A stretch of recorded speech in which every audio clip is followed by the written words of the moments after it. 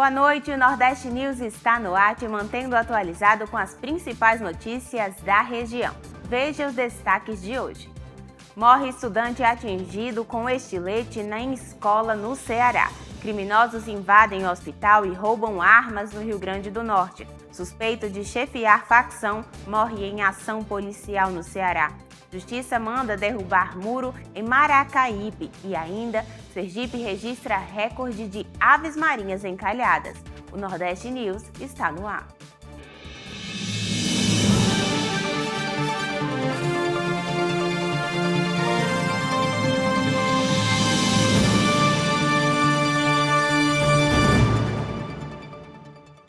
Morreu nesta terça-feira o estudante de 16 anos que havia sido atingido com um estilete dentro de uma escola em Quixadá, no interior do Ceará. A polícia investiga o caso, que teria sido motivado por bullying. Bernadette Lago acompanha essa história.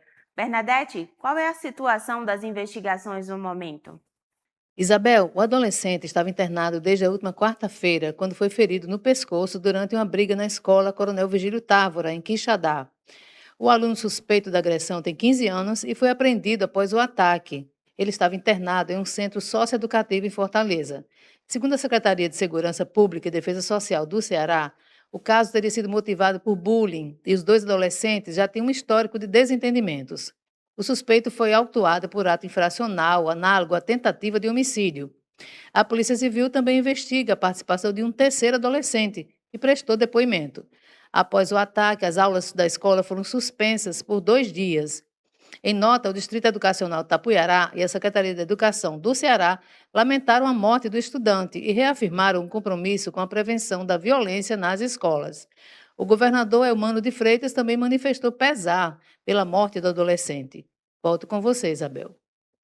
Muito obrigada pelas informações, Bernadette. Na Paraíba, a Polícia Civil identificou a mãe do recém-nascido encontrado abandonado no litoral sul. Segundo as investigações, a jovem de 17 anos escondeu a gravidez da família e teve o bebê sozinha em casa.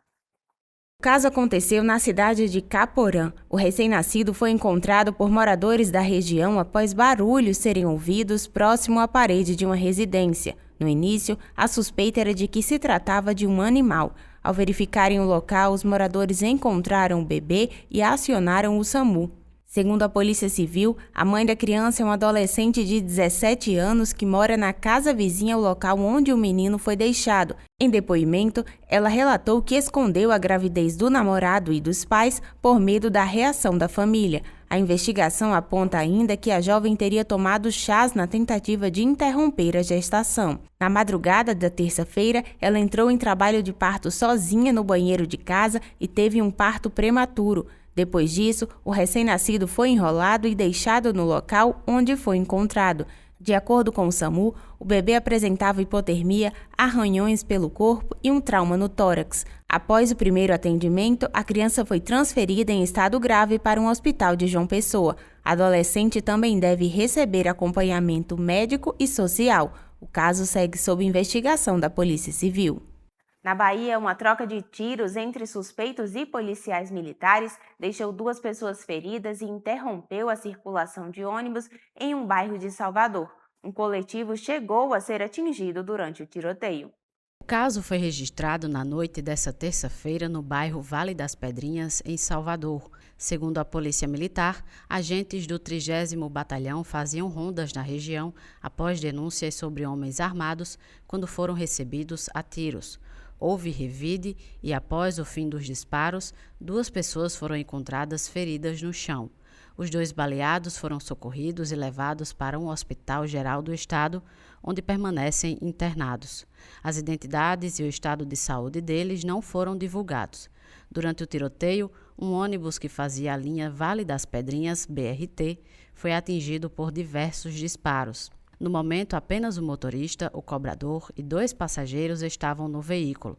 Ninguém ficou ferido. Após a ocorrência, os ônibus deixaram de circular até o final de linha do bairro. Segundo a Secretaria Municipal de Mobilidade, os coletivos passaram a parar na entrada da localidade e os moradores precisaram seguir o trajeto a pé.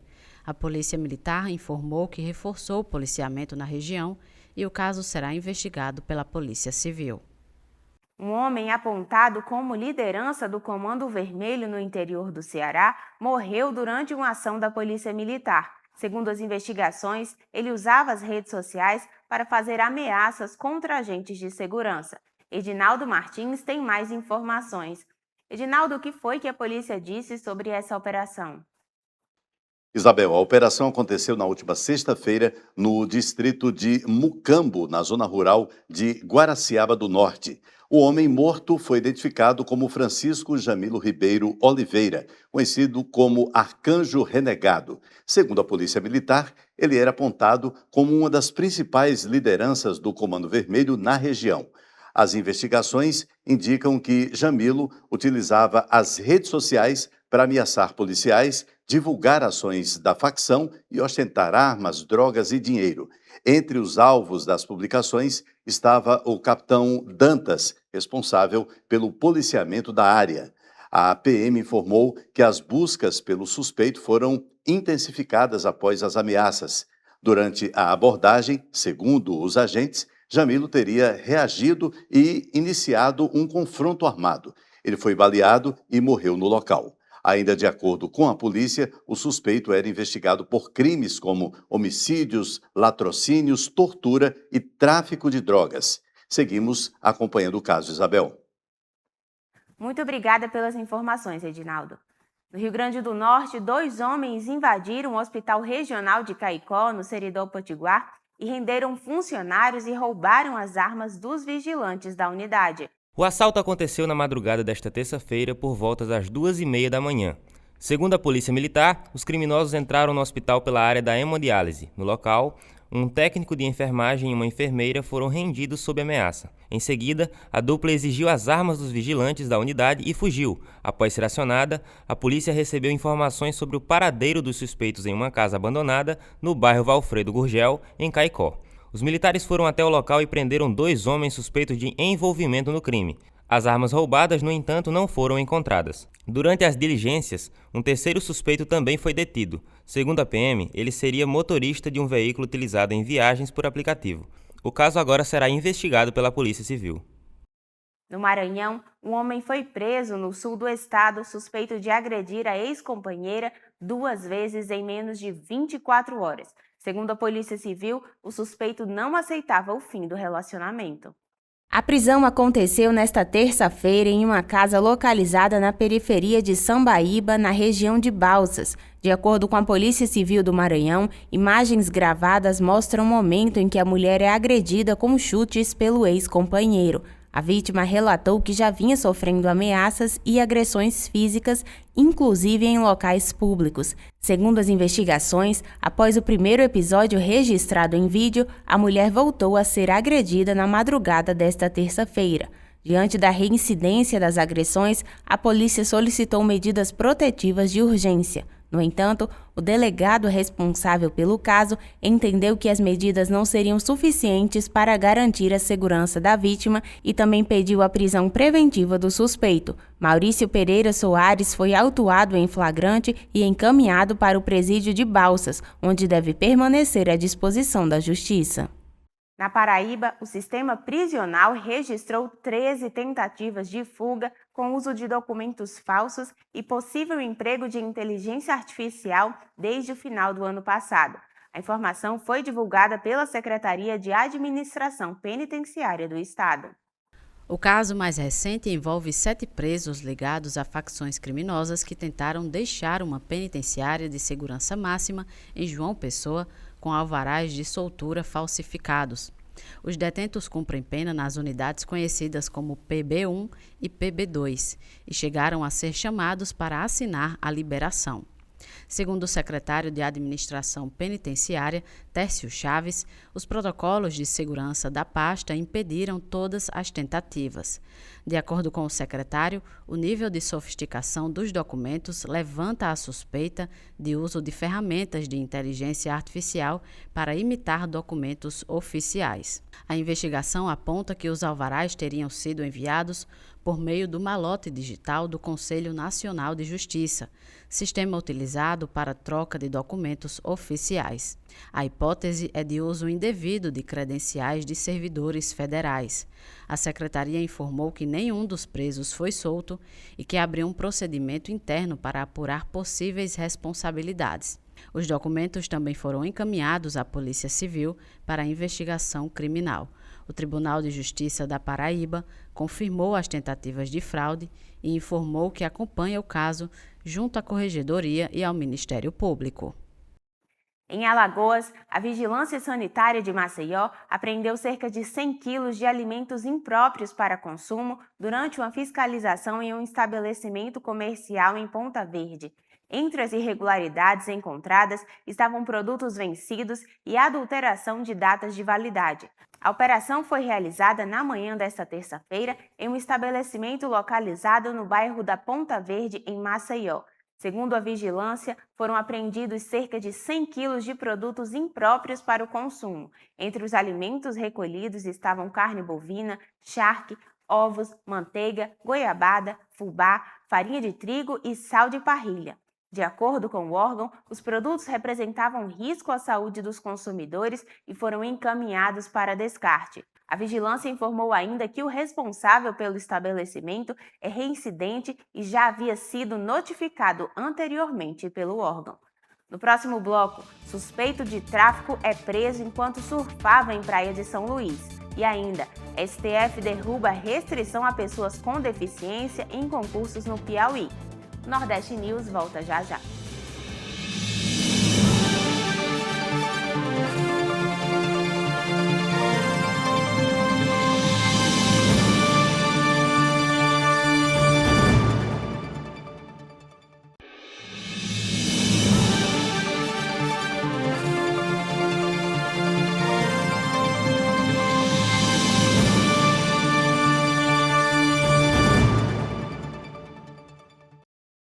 Estamos de volta com o Nordeste News.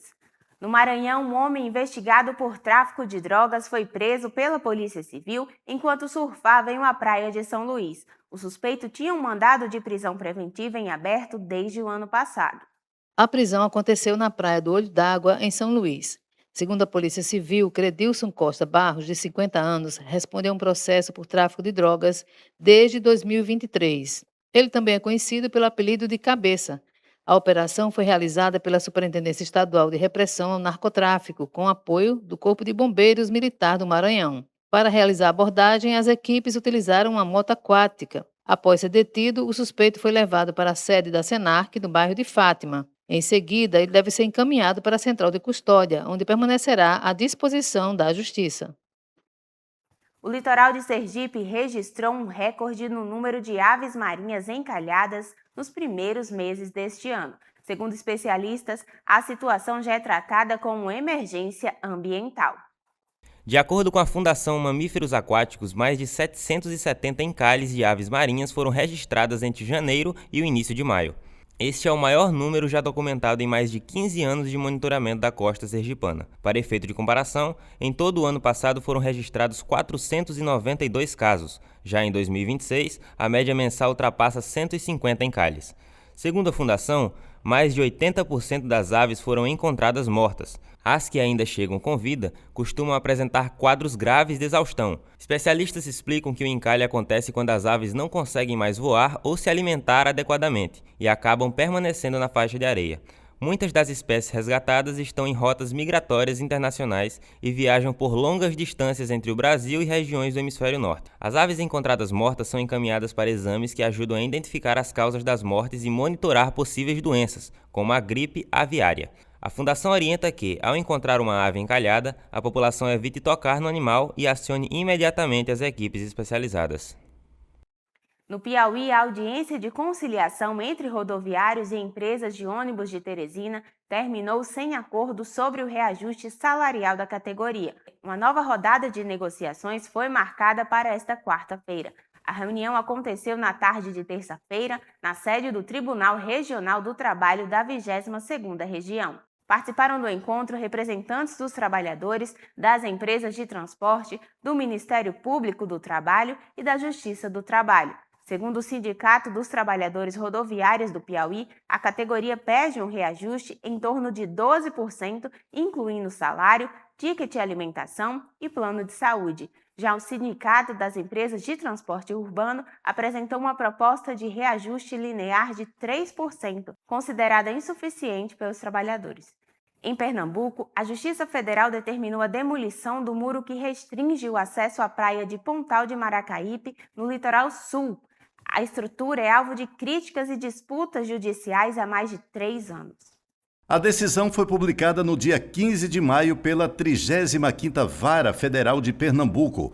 O muro, com mais de 500 metros de extensão, foi construído em 2023 ao redor de um terreno particular no Pontal de Maracaípe, em Ipojuca. Desde então, moradores, ambientalistas e órgãos de fiscalização questionam a estrutura por dificultar a circulação de pessoas e impactar a desova de tartarugas e o ecossistema dos manguezais da região.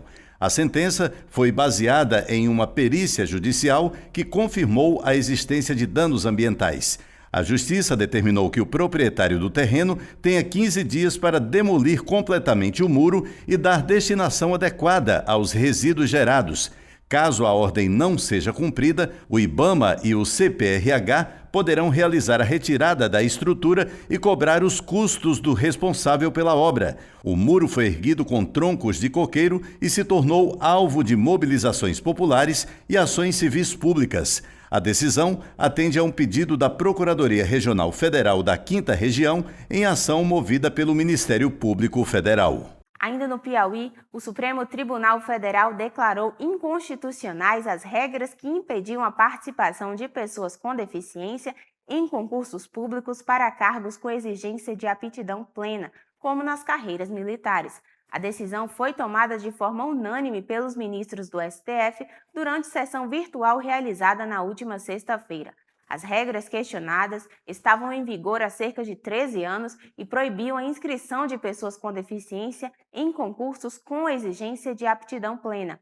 As normas também impediam a reserva de vagas para PCDs em seleções para cargos militares. A ação foi apresentada pela Procuradoria-Geral da República contra trechos de uma lei e de um decreto estadual. O relator do caso, ministro Nunes Marques, afirmou que o estado do Piauí invadiu a competência da União ao criar regras diferentes das previstas no Estatuto da Pessoa com Deficiência. Segundo o ministro, a legislação federal já define as normas gerais de proteção e inclusão e os estados não podem contrariar essas regras. O relator também destacou que as normas criavam uma diferenciação discriminatória ao presumir que pessoas com deficiência não teriam capacidade para exercer determinadas funções públicas. A Procuradoria-Geral do Estado informou que ainda vai analisar os detalhes do julgamento para decidir se tomará alguma medida.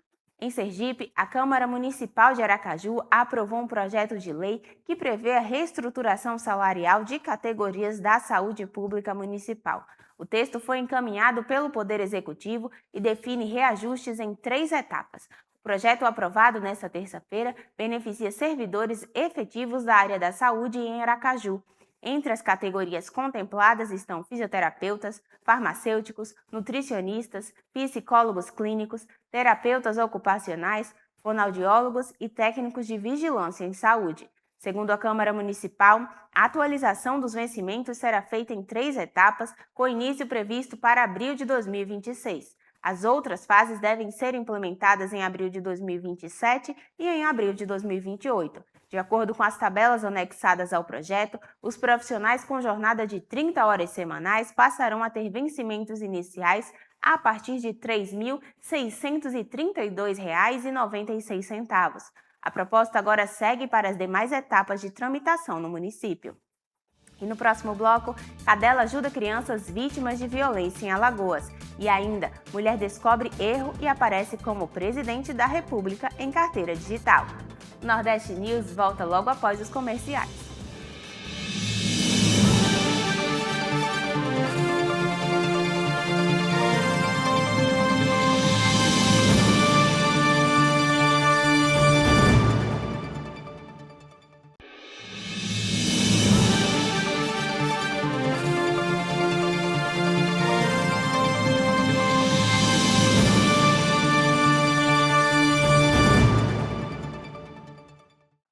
Estamos de volta com o Nordeste News. Em Alagoas, uma cadela da raça labrador tem ajudado a reduzir o estresse e a ansiedade de crianças vítimas de violência atendidas pela Justiça em Maceió. O animal passou a integrar um projeto de apoio emocional durante os depoimentos especiais. Bela, uma labradora de 5 anos, começou a atuar no início de maio na 14ª Vara Criminal de Maceió.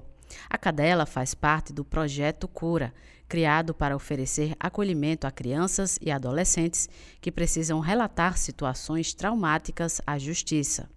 Segundo a equipe responsável pelo projeto, muitas vítimas chegam ao local tensas e inseguras, principalmente em casos de abuso sexual, lesão corporal e tortura. O contato com o animal tem ajudado os menores a se sentirem mais tranquilos antes e durante as audiências. De acordo com os profissionais que acompanham os depoimentos, as crianças passam a falar com mais naturalidade e segurança após interagirem com a cadela. O projeto foi idealizado pelo juiz Caio Barros em parceria com o Canil da Polícia Militar de Alagoas, que disponibiliza animais adestrados para apoio emocional.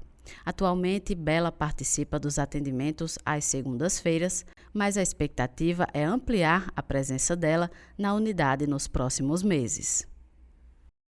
No Rio Grande do Norte, um carro de transporte por aplicativo subiu a calçada e derrubou parte do muro de um condomínio após ser atingido por uma caminhonete na zona sul de Natal.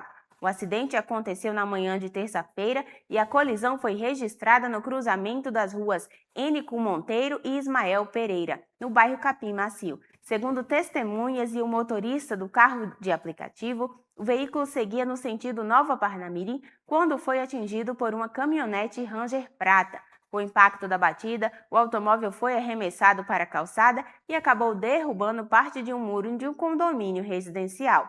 O motorista, identificado como Luiz Roberto, informou que transportava uma passageira no banco traseiro no momento do acidente. Ele relatou que seguia pela via principal e que a caminhonete teria avançado a sinalização de parada obrigatória. Apesar do susto, ninguém ficou gravemente ferido. O trânsito na região seguiu fluindo normalmente após a colisão. Na Bahia, uma jovem de 18 anos foi localizada pela polícia após fingir o próprio sequestro no Sudoeste. O caso mobilizou familiares e a Polícia Civil após o desaparecimento ser anunciado.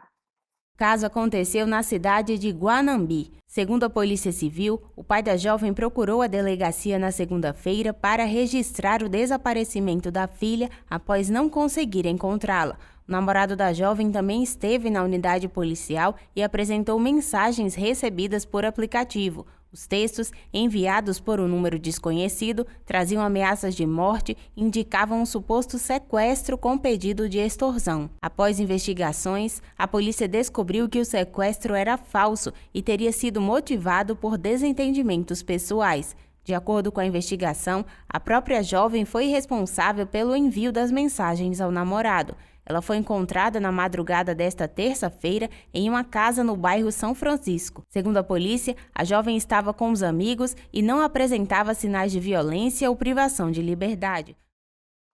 Em Pernambuco, o que para muita gente seria um sonho virou um transtorno para uma moradora do Grande Recife. Uma técnica de enfermagem descobriu que aparece há mais de 20 anos como presidente da República na carteira de trabalho digital. Aldenise Ferreira da Silva descobriu o erro ao procurar uma vaga de emprego na Agência do Trabalhador de Jaboatão dos Guararapes. Segundo o registro na carteira digital, ela ocuparia o cargo de presidente da República desde março de 2002. O vínculo aparece associado à Prefeitura de Jaboatão, onde Aldenise trabalhou como merendeira entre os anos 2000 e 2002. O salário inicial registrado era de R$ 201,60. Após a repercussão do caso, outras 2 mulheres também relataram ter encontrado o mesmo tipo de informação na carteira digital. A Prefeitura de Jaboatão informou que o erro teria ocorrido durante a migração de dados do antigo sistema de previdência para o e-social. A gestão orientou a trabalhadora a procurar o setor de gestão de pessoas para regularizar a situação. Aldenise contou que ficou constrangida ao ser informada pelo atendente de que estaria empregada como presidente da República. Formada como técnica de enfermagem e cuidadora de idosos, ela diz que está desempregada há alguns anos e busca uma oportunidade no mercado de trabalho. Encerramos aqui o Nordeste News. Muito obrigada pela sua companhia. Tenham todos uma ótima noite e até a próxima edição.